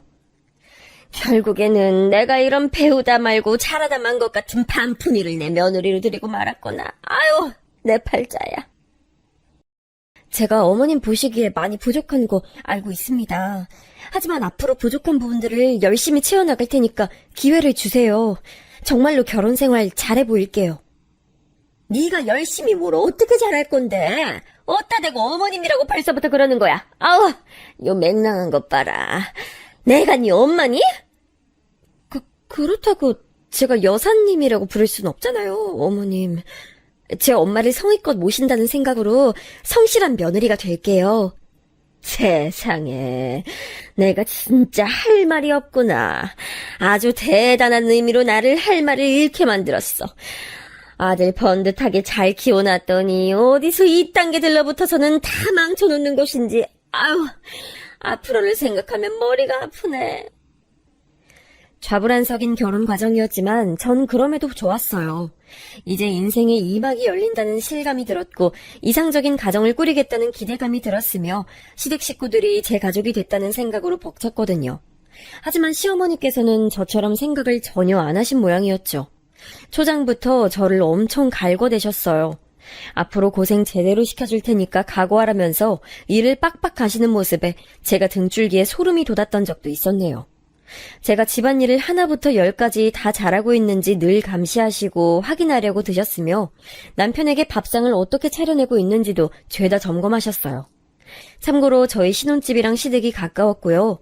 그렇기에 마땅히 될 핑곗거리가 없어서 저는 시어머니께 불려가기 일쑤였죠.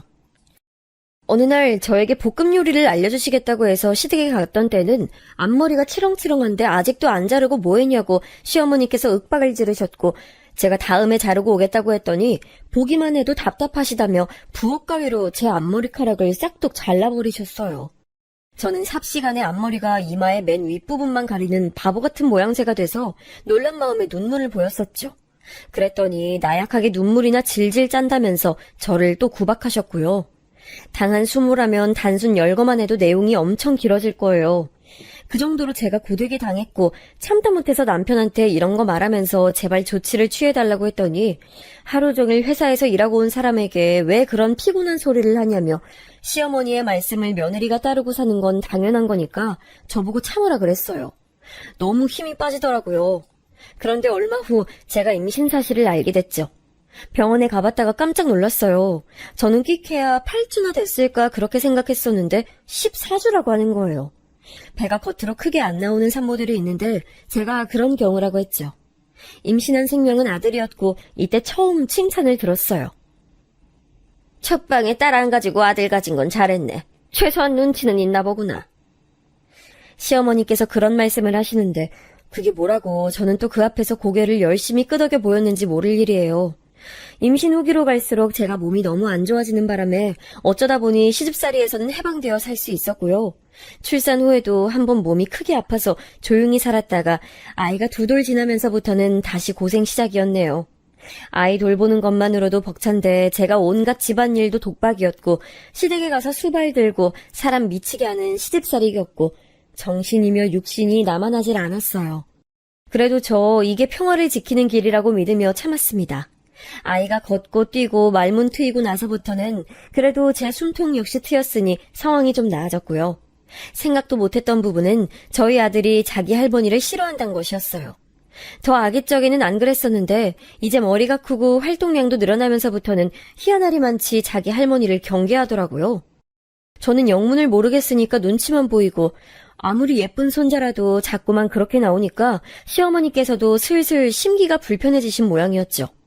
아이가 예민하단 핑계를 대면서 은근히 시댁에 안 가는 수법을 제가 한창 쓰고 있던 시기였어요. 그런데 어느 날 시어머니께서 요새 들어 입맛이 통 없으시다며 제가 말아준 시원한 비빔국수 한 그릇 먹으면 입맛이 다시 돌아올 것 같다는 말씀을 하시는 거예요. 이틀 연속 그렇게 말씀하셔서 제가 너무 난감했어요. 왜냐하면 전에도 한번 걸쭉한 양념장 넣고 상추 팍팍 올려서 비빔국수 드시고 싶다 하시길래 제가 해드렸더니 맛이 이게 뭐냐면서 이딴 거 먹을 바에는 차라리 밖에서 사 먹는 조미료 덩어리가 낫겠다며 욕을 한 사발 퍼부으셨던 전적이 있거든요. 그래서 저는 시어머니께 다시 비빔국수를 해드린다는 생각만 해도 기분이 가라앉아서 애써 흘려들었어요. 식사가 안 땡기실 때는 상큼한 과일 같은 거 드셔도 좋다는 조언만 드리면서요. 그러고 나서 일단락된 줄 알았는데 사흘 뒤에 시어머니께서 화가 난 목소리로 연락을 주셨어요. 당신께서 가만히 생각해보니까 저의 태도가 너무 열받으셨나 봐요. 뻔히 자기 시어미가 집에서 만든 비빔국수 먹고 싶다는 거 눈치챘으면서 모르쇠로 일관한 것이 너무 괘씸하다고 하셨네요. 솔직히 맛에 자신이 없어서 타박만 들을 것 같다고 말씀드렸더니 음식은 맛보다 정성이라고 하시대요.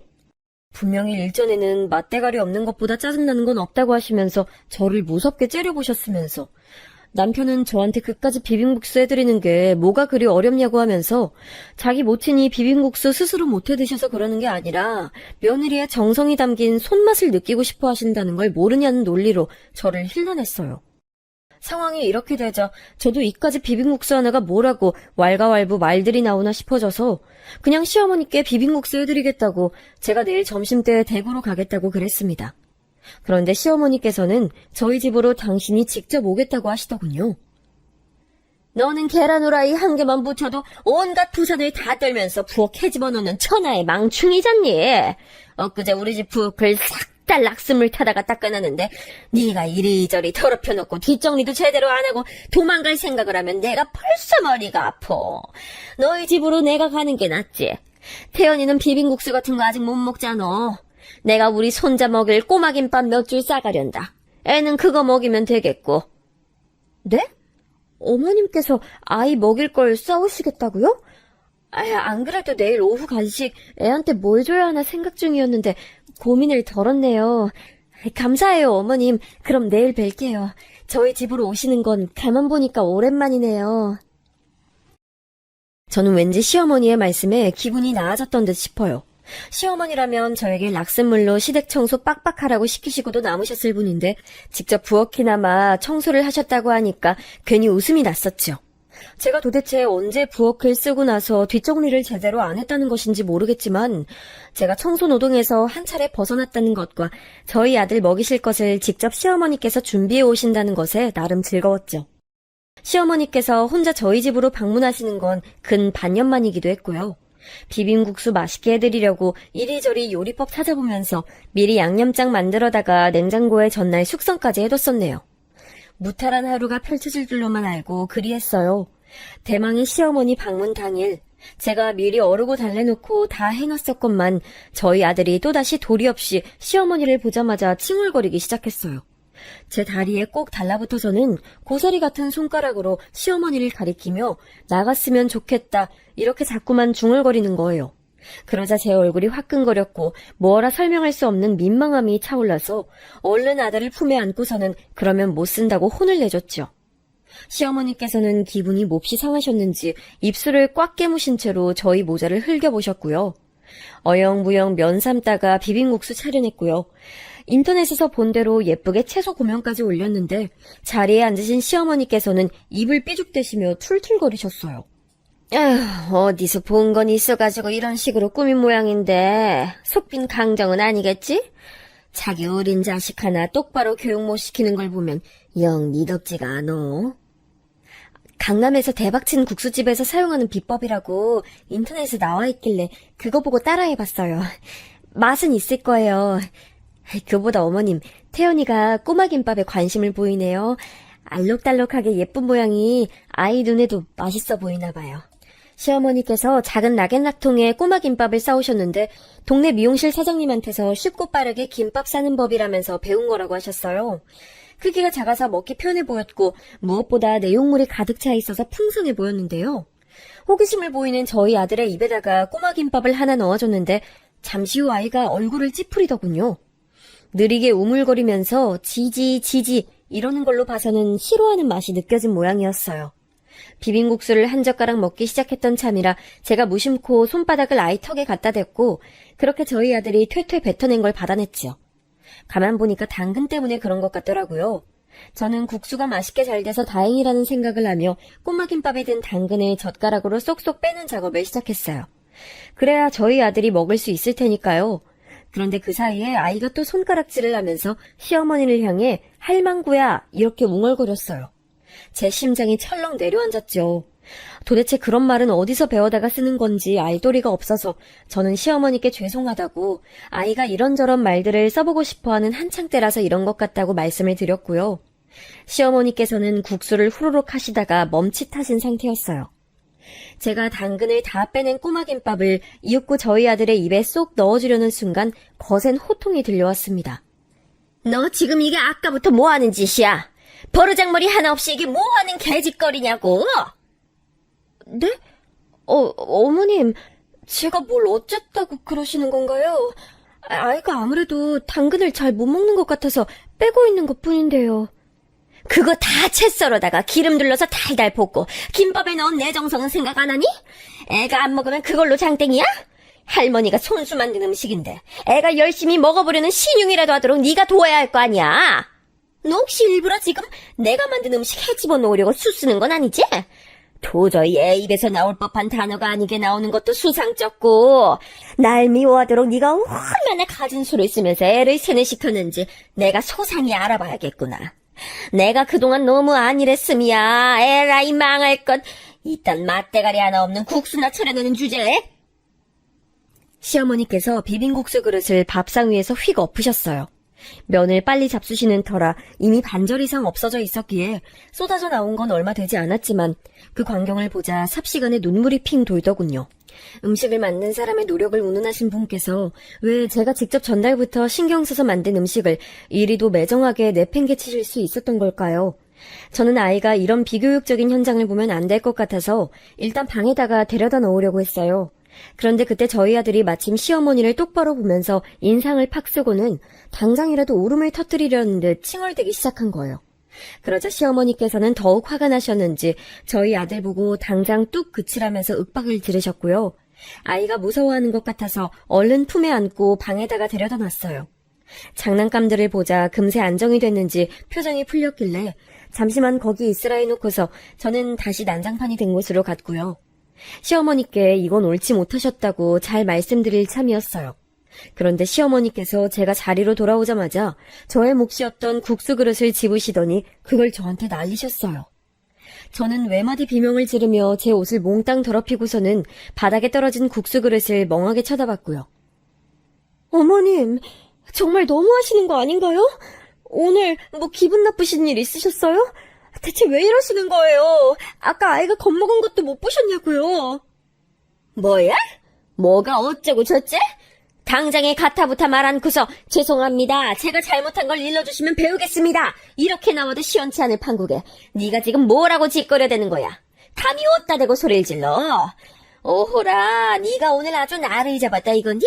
한동안 내가 네 방만함을 봐줬더니 이렇게 기가 살아서 멋대로 굴 줄 내가 어느 정도 예상은 했다만 자기 할머니를 공경하지 못하도록 자식 교육을 더럽고 악랄하게 시켜놓고서는 이제 밥상머리 교육까지 그지같이 하고 있어? 네가 그러고도 정신 똑바로 박힌 아이 엄마라고 할 수 있겠니? 아이가 어린이집에서 어떻게 뭘 배우는지, 어떤 것에 호기심을 보이고 습득이 빠른지 그런 걸 다 잡아내지 못한 제가 부족한 엄마인 건 맞아요. 네, 이런 부분 인정하겠습니다. 하지만 저는 맹세코 제 아들한테 어머님 미워하라고 시킨 적도 없고 조종한 적도 없어요. 되려 아이 앞에서 어머님을 안 좋게 얘기했던 사람이라면 엄마인 제가 아니라 아이 아빠일 테죠. 네가 지금 하다 못해서 나랑 내 아들 사이를 이간질하려고 들어? 그런 추잡스러운 짓까지 시도를 하고 있는 거니? 뻔뻔하게 내 바로 앞에서? 너 앞으로 애 교육에서 일절 손 떼라. 너같이 못 배워먹은 집구석에서 자란 반푼이가 애초에 우리 집안의 핏줄을 갈아킨다는 것 자체가 어불성설이었어. 지금까지 대체 애새끼 교육을 어떻게 시켜놨길래 이 지경이 이 꼴이냐고? 말씀을 이어가다 보니 점층적으로 분노에 차신 시어머니께서는 저희 아들을 겨냥해 애새끼라고 지칭하셨고 제가 그것에 너무 화가 나서 눈에 힘주고 주먹을 꽉 쥔 채로 시어머니를 똑바로 쳐다봤어요. 그리고 그 다음 순간 제 오른뺨에 거세게 장렬하는 고통을 느껴야 했습니다. 손을 번쩍 치켜드신 시어머니께서 제 뺨을 그대로 후려치신 것이었죠. 머리가 웅웅 울려댔고 사고회로가 정지돼서 저는 돌아간 고개를 가만히 둔 채 멍하게 있었어요. 시어머니께서는 처음부터 제가 마음에 안 들었고 못 믿어왔는데 갈수록 부족한 모습을 보게 돼서 열불이 터진다는 혼잣말을 하고 계셨어요. 앞으로는 작정하고 저를 개념이 넘치는 며느리로 개조시킬 거라면서 비릿한 미소를 지으시더군요. 맞아서 돌아갔던 고개를 천천히 바로 하면서 시어머니의 그 미소를 발견한 제가 금세 따라서 미소를 짓고 말았습니다. 그 짧은 찰나에 제가 그간 유지해왔던 이성의 끈이라는 것이 뚝 끊겼거든요. 인내라는 이름으로 유지해왔던 그것, 지난 시간 동안 참고 또 참고만 살아온 제 자신이 너무 비참하고 초라하게 느껴져서 그냥 끊어버리기로 했어요. 아이한테 부끄러운 모습을 보이는 엄마로 계속 살고 싶지도 않았고요. 시어머니께서는 비빔국수도 똑바로 못 만들고 자식 교육도 똑바로 못 시키는 주제에 뭘 기분 나쁘게 실실 웃고 있냐면서 저에게 한마디 날리셨는데 제가 그 소리 듣자마자 오른손을 들어 올렸어요. 그리고는 조금의 망설임도 없이 감히 시어머니의 뺨을 쳐버렸습니다. 이로써 돌아올 수 없는 강을 건너게 됐죠. 두렵지 않았고 후련함만 있어서 스스로가 놀라웠어요. 알 수 없는 고향감이 제 속에서 스멀스멀 차오르더군요. 너 지금 무슨 짓을 저지르는 거야? 이게 머리가 아예 돌아버렸나? 어디 시어미에게 손찌검을 하는 하극상을 벌여! 네가 정녕 세상 하직하고 싶어서 이러니? 내가 지금 당장이라도 우리 집안에서 쫓아낼 수 있어. 이혼당하고 싶지 않으면 무릎 꿇고 잘못을 빌어. 홧김에 눈 돌아서 실수한 건 내가 너그러이 눈 감아주마. 저는 그럴 생각이 없는데 왜 자꾸 혼자 북치고 장구치고 다 하세요. 제가 전부터 생각한 건데 어머님은 일반인으로 사시기엔 아까운 인재예요. 개그맨 같은 거 하셨으면 잘 나가셨을 것 같은데 일단 철판 깔고 말씀하시는 걸 잘하니까 기본 조건을 갖추신 셈이죠. 저도 모르게 말이 술술 나가고 말았어요. 그동안은 밤에 자려고 누웠는데도 가슴이 너무 답답해서 잠이 안 올 때 머릿속으로만 상상해왔던 속 시원한 일침이었는데요. 드디어 현실에서 제가 제 입을 통해 제 목소리를 낸 순간이었죠. 한번 터뜨리고 나니까 그 다음은 쉽더군요. 이래서 뭐든 처음이 어렵지 두 번은 안 어렵다는 말이 있나 봐요. 예상치 못한 저의 반응에 깜짝 놀라신 시어머니의 넋이 나간 얼굴을 보며 제가 신랄하게 말했죠. 자꾸 비빔국수 어쩌고 그러시는데 아까 자리에 앉자마자 순식간에 후루룩거리면서 잘 드시는 분은 그러면 어머님이 아니라 잠시 왔다 간 쌍둥이라도 되나 보죠? 뱃속에 두둑하게 비빔국수 넣어두고선 맛지적 하시는 거 너무 설득력 없어요. 자식 교육을 제가 못 시켰다고요? 아, 죄송해요. 아무리 똑바로 교육시켜 놓으면 뭐래요.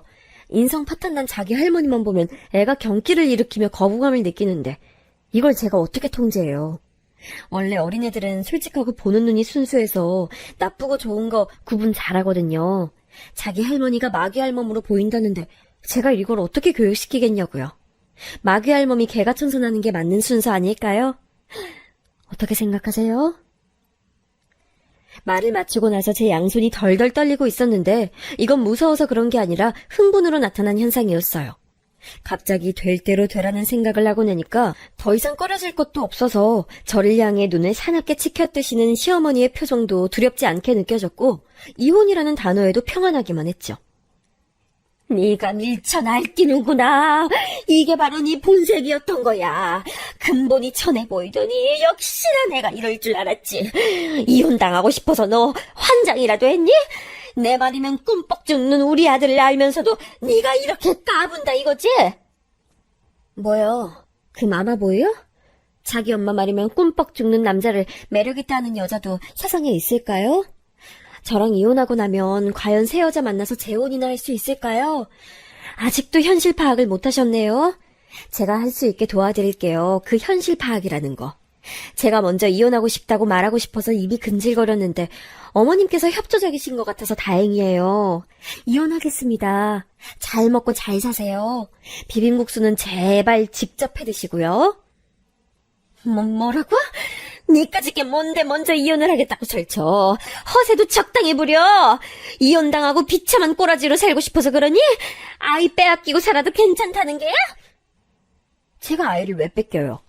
어머님은 참 여러 방면에서 현실 파악을 못하시는 분이네요. 아이가 어리면 말이죠. 만약에 엄마 쪽이 유책 배우자여도 아이를 직접 맡아 키울 수 있는 양육권은 아빠가 아니라 엄마한테 가요.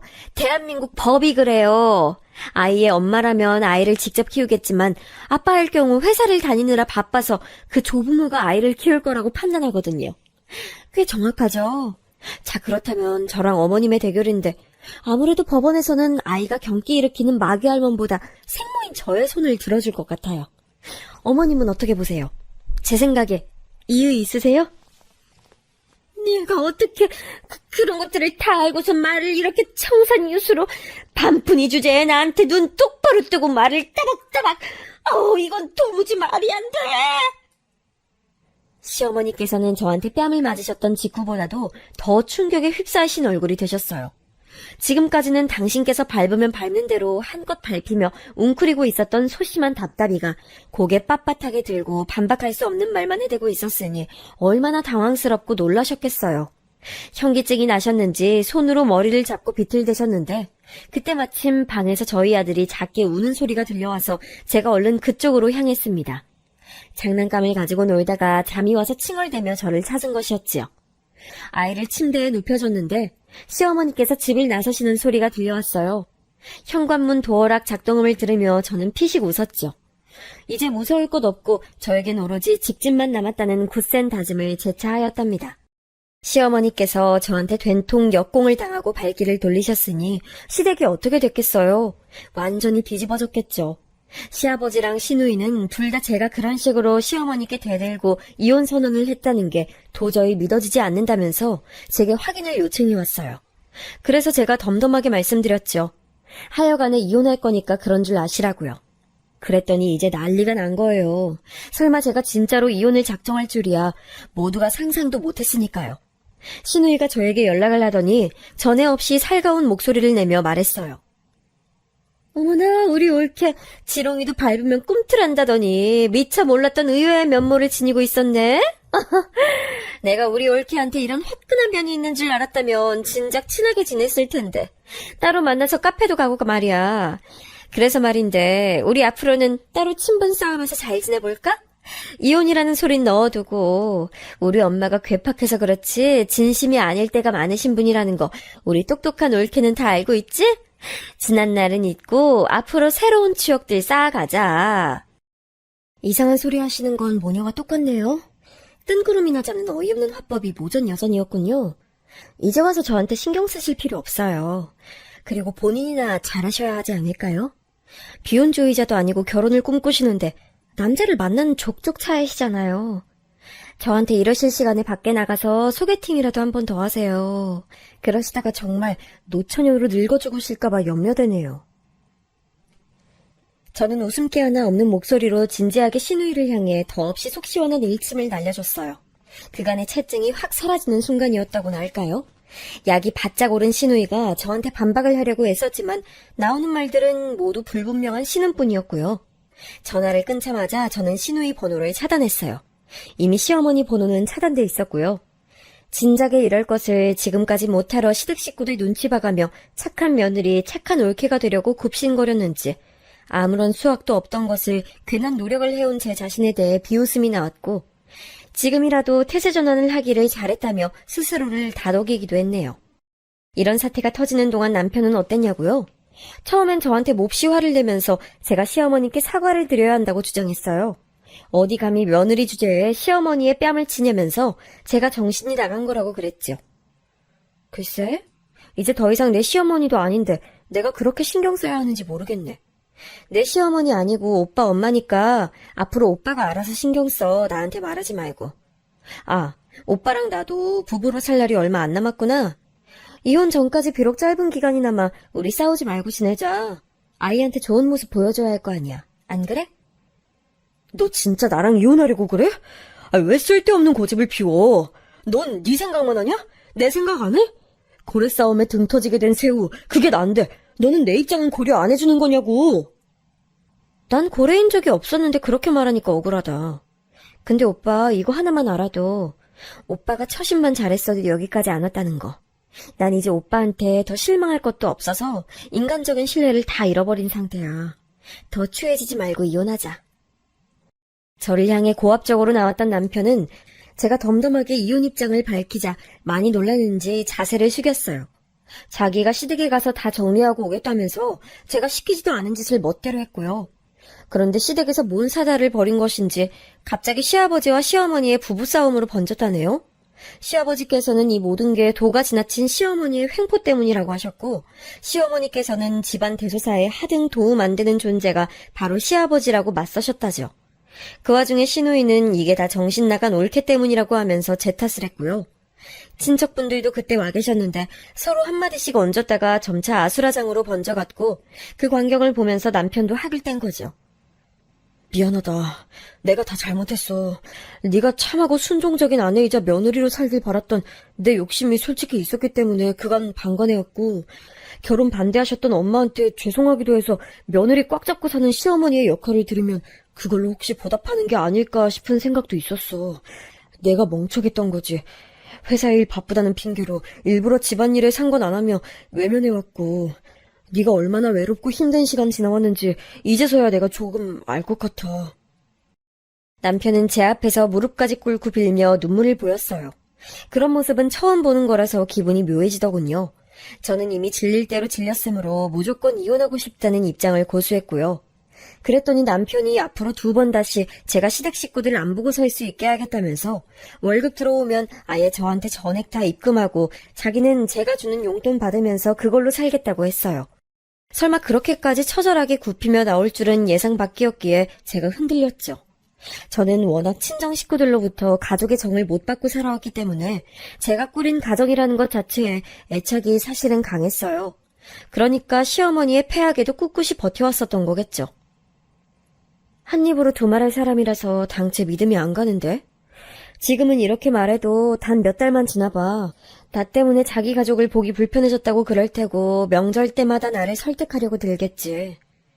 아니야, 절대 안 그럴게. 각서 쓸까? 네가 원하는 내용으로 각서 쓰고 지장 찍을게. 명절에는 아예 멀리 여행 가는 것으로 할게. 정말이야.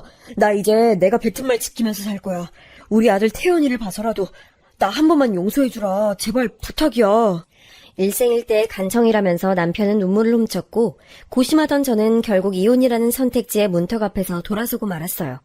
한 번만 더 속아주겠다는 말과 함께 남편이 내민 손길을 맞잡아줬죠. 기필코 이혼하리라 결심했었는데 남편의 눈물 앞에서 그 결심을 무너뜨린 제 자신에게 실소가 나왔으나 아이를 보고 있자면 이혼은 역시 최대한 미룰 수 있을 때까지 미루는 게 낫다는 생각 역시도 드네요. 시댁과의 절연을 저는 선언했고요. 온 시댁 사람들이 다 모인 앞에서 남편이 저의 입장을 밝히면서 앞으로 저희 아들도 시댁으로 데려오는 일 없을 거라고 말했습니다. 시어머니께서는 눈까지 짚고 절규하시면서 뒤로 넘어가셨어요. 반푼이 며느리한테 당해서 상황이 이렇게까지 됐다는 게 믿어지지 않는다며 펑펑 우셨어요. 정신을 차리신 후에는 이대로는 안 되겠다 싶으셨는지 저에게 사과하시겠다며 따로 자리를 만든다 하셨는데 상대가 응해야 그 자리가 갖춰지는 거 아니겠어요? 저는 응할 생각이 없었죠. 그러자 시어머니께서는 거듭 저를 찾아오시면서 미안했다고 용서를 비셨는데 제가 아예 상대를 안 해드렸어요. 이미 버스는 떠났는데 뒷공문이 보면서 열심히 손 흔들어봤자 그 버스가 후진해서 돌아올 리 있나요? 그러니 가슴 사무치게 후회해도 이미 늦은 때였다는 것이었죠. 그 후로 어떻게 되었냐면 말이죠. 몇 달 뒤에 저희 집이 다른 동네로 이사를 갔고요. 출입 보안이 철저한 데라서 입주민 아니면 못 들어오는 게 아주 마음에 들었답니다. 그 이후에는 시부모님께서 이혼을 하셨어요. 설마 이혼을 저희 부부가 하는 게 아니라 시부모님께서 하실 줄이야. 이것에는 정말 깜짝 놀라고 말았습니다. 시아버지께서 진작에 이러고 싶으셨다는 말씀과 함께 강경하게 이혼을 밀고 나가셔서 그렇게 됐어요. 얌전하기만 한 줄 알았던 제가 무섭게 대응하는 것을 보면서 시아버지께서도 더 늙기 전에 내가 원하는 대로 해버려? 이런 생각을 품으셨다는 후문이 있어요. 시누이는 또 모든 걸 제 탓으로 돌리면서 아주 악담을 퍼부었는데요. 그 바람에 남편이 시누이랑 미친 듯이 싸웠어요. 원래 친한 적도 없었지만 남매가 그걸 계기로 완전히 절연 수준으로 가버렸죠. 저 때문에 그렇게 된 것 같아서 제가 찜찜했는데 남편이 고개를 가로젓더군요. 아니, 결국 다 이렇게 될 일이었고 이렇게 되는 게 바로잡는 길이었던 것 같아. 오히려 너무 먼 길을 돌아와서 늦은 감이 있을 뿐이지. 저를 향해 저주에 가까운 악담을 퍼부었던 시누이는 참고로 지금까지도 결혼은커녕 남자친구도 못 사귄 상태랍니다. 시어머니께서는 화병 나셔서 한의원을 잡고 다니시다가 그걸로 돈을 너무 많이 쓰셔서 시누이가 카드 청구값 보고 개거품을 물었다는 얘기를 얼핏 들었어요. 앞날이 어찌 펼쳐질지 장담이란 건 없지만 적어도 지난날보다야 낫겠죠? 그런 생각으로 일상을 나눈 중이에요. 이제는 완전히 사람이 바뀌어서 가정적이고 헌신적이 된 남편과 눈에 넣어도 아프지 않을 저희 아들과 함께 말이죠. 제 얘기는 여기서 맺을게요. 들어주신 모든 분들께 고맙습니다.